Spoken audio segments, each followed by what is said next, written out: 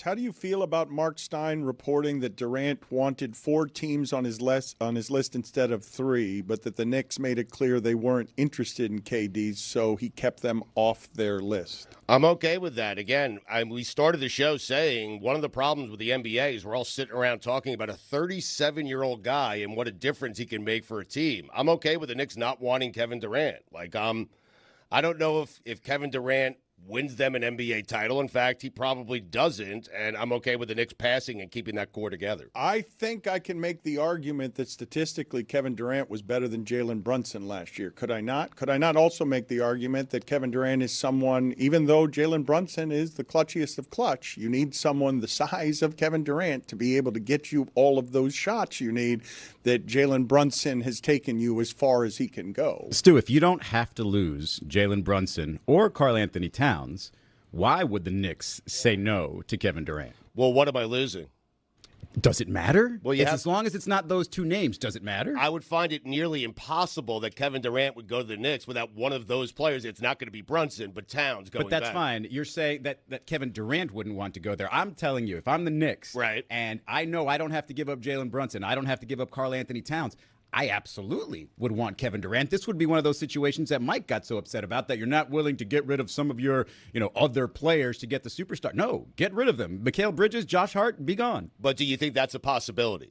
Because if you're presenting that's a terrible defensive team. But if you're presenting it that way, of course I would want Kevin Durant. I just find it nearly impossible that Towns doesn't leave the Knicks if they get Kevin Durant. I don't know how many people are clamoring for Karl-Anthony Towns right now. I like Karl-Anthony Towns. Yeah, they do. They don't really have a whole lot of assets. They do. Those 2 contracts that I just mentioned are expiring. So if Phoenix wants to rebuild, they just have to deal with that for 1 year. So there are ways that the Knicks could get involved. So to hear a report that the Knicks aren't interested or denying Kevin Durant sounds pretty ridiculous. What does that say about Kevin Durant? That the Knicks don't know what he is, that they don't know who he is, and they don't know how to utilize him. I mean, I don't want Kevin Durant. That team has a good thing going. They were in the Eastern Conference Finals. They took a step from last year, Eastern Conference semifinals. You don't think that's their ceiling? That team's ceiling right there. You don't think Dan Halliburton hit a lucky shot game 1. Otherwise, maybe the Knicks are playing for an NBA title right now. Your best option is to find a coach that can somehow enhance the offense of Karl-Anthony Towns and Jalen Brunson and make this team rather unstoppable. But going back to Kevin Durant, if I am Kevin Durant, I don't want to go to a franchise that has some uncertainty in the coaching ranks, right? Just got rid of somebody who maybe he would play for I don't know who, right? So no, but he wanted to go there. No, but he was okay going there. They don't want him. I'm at least he had his chance, Dan. I'm at least a little bit surprised by that. I want to ask the group of you, though, off of yesterday. I don't know what you guys think is the primary job of a coach. Managing people is just generally hard. I know when it comes to, for example, Stugotz, in the very few Hollywood directors that I've ever been able to talk to, and it's only been a couple, will tell you that the director's job is basically to just be a place where all the people can come and get answers to their problems. A CEO will tell you, a lot of CEOs will tell you that a CEO's job is just to deliver bad news, that it's not what you think it is. It's right. Just the perpetual delivery of bad news. When it comes to big decisions, the reason I pay Rick Carlisle is to have the strength of governance over his proceedings, that when I'm down 2 in the fourth quarter, he knows he's got to sit the guy who's got 6 drives in the game and bring in McConnell, because a healthy McConnell is better than Halliburton with 6 drives in the game. You're 2 points on the road from taking game 5 and bringing it home. The decision I need my coach to make is the most difficult one to make. I sit my star who wants to play but is useless, because Halliburton, that way, loses to a lot of teams in the league, because that's not good enough. TJ McConnell was good in that third quarter.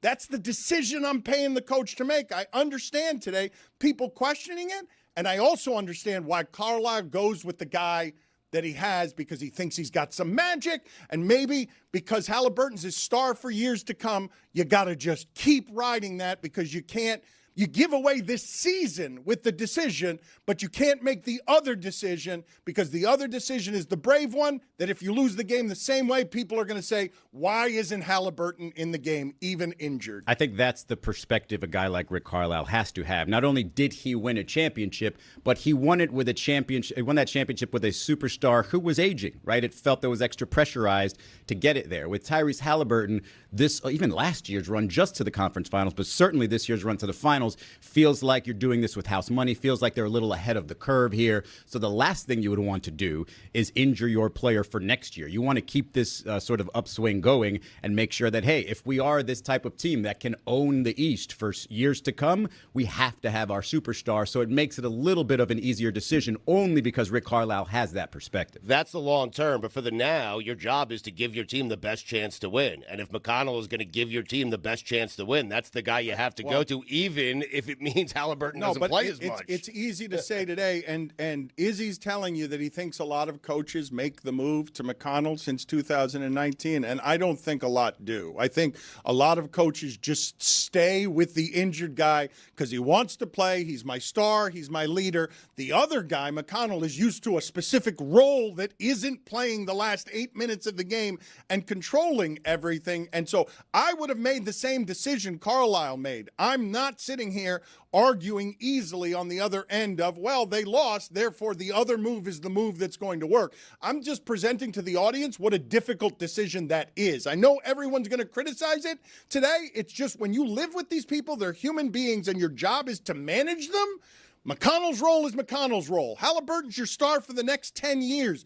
I understand what Carlisle did, even if it cost him the game. It's just like they were right there on the championship in Game 4 and Game 5, and they're a decision away from the winning margin, and Carlisle's done a great job in this series, but on that one, in retrospect, that's clearly the wrong decision by result and process, I would say, because he's hurt, and he was obviously hurt, and he was hurt in a way we could all see, so his defense isn't going to be any good. And again, Stugotz, if Halliburton's got 6 drives in the game, that ceases to be Halliburton. Yeah, and what makes this unique, though, is the injury specifically. It's the calf injury that people are very sensitive about because it obviously leads to Achilles injuries.